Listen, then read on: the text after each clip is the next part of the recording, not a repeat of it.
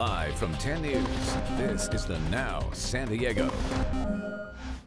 Strong words from a San Diego judge who set a deadline to reunite children separated from families at the U.S.-Mexico border. Good afternoon, I'm Kimberly Hunt. Today marks the deadline to reunite children under 5 with their parents. 10 News reporter Laura Acevedo was live outside the federal courthouse. And Laura, the judge sending a clear message to the Trump administration today. Yeah, Kimberly, in the court, the government told the judge that 4 families had already been reunited today. They said they would only be able to reunite 34 additional families by the end of the day. But Judge Sabra was very clear, telling the government to speed up their process. Judge Dana Sabra told the Justice Department the deadlines he set for family reunification are, quote, firm deadlines and not aspirational goals. 102 children are still waiting to reunite with their parents, all under the age of 5. 63 are ready to be reunified today. The judge saying he expects those children to be back with their parents by the end of the day, a deadline he set back in June. If not, he asked for a detailed explanation as to why the government did not meet his deadline. Attorneys for the government told the judge they are waiting on DNA testing for over a dozen children, but Judge Sabra told them they do not have time to wait for those results, telling them to use other forms of verification like birth certificates or vaccination records that prove they are the parent. The rest of the families are still waiting to become eligible. Some are in criminal custody, have medical or other issues. Other parents have already been deported without their kids. Judge Sabra says he'll outline a plan for those reunifications down the line. The judge told the ACLU to come up with paperwork that has a list of penalties for the government should they not reunite those 63 children by the end of today. Both parties are expected back in court, where the judge says he wants another update from the U.S. government. Reporting live from the federal courthouse, Laura Acevedo, 10 News. And we alerted you as soon as the judge came down with his decision. If you'd like real-time updates, just download our 10 News mobile app in the App Store. We have a lot of great stuff to get to in our lineup today, and our investigative team checking out a new way that's supposed to prevent thieves from breaking into our cars. Yeah, it involves something that we use in the kitchen. So we're going to put it to the test, see if it works. We're also asking if it's really necessary at all. Now, we also have a new list of states that crack down hard on speeders. Yeah, one state with a ticket, that's going to set you back more than $6 grand. Now, we're also talking about some unique ways to save for a home. There are actually a few companies, they want to help you with that down payment, so we'll be breaking that down. Plus, a little later, we're going to show you some simple things that you can do to keep your appliances running longer. Look, they're expensive stuff, so you want to make them last, right? Yeah, good tips, Chris. Thank you. We look forward to it. Today, the County Board of Supervisors voted to extend the declaration of emergency in Alpine in the aftermath of the West Fire. New numbers were also. The West Fire is now 97% contained. The fire burned 504 acres on Friday near the 8 freeway and Viejas Casino. 36 homes, 29 other buildings were destroyed.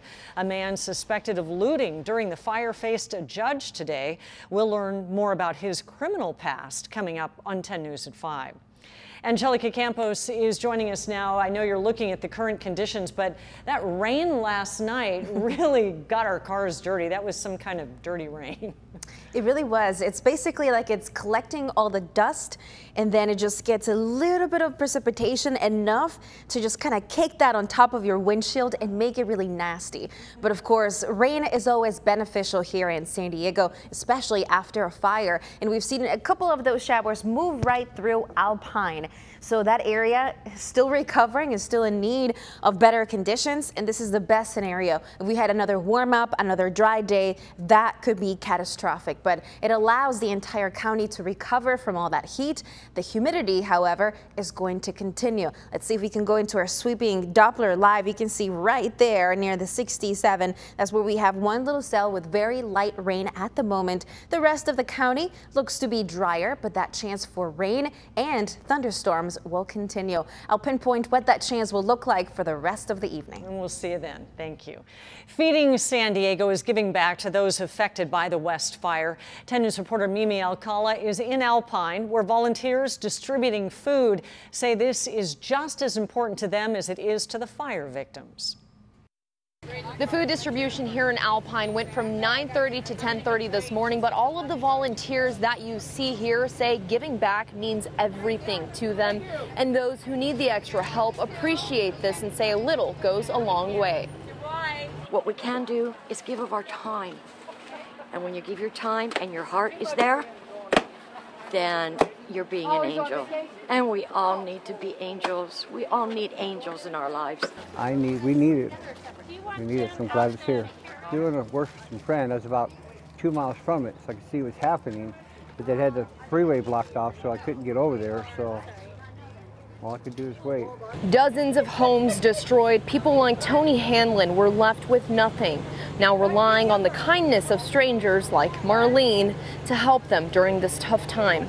Feeding San Diego today set up in front of the First Baptist Church of Alpine, allowing those who lost their homes in the West Fire or anyone who simply needs a bite to eat to come fill their bags or boxes with fresh produce and other food items, something the CEO of Feeding San Diego is proud to see.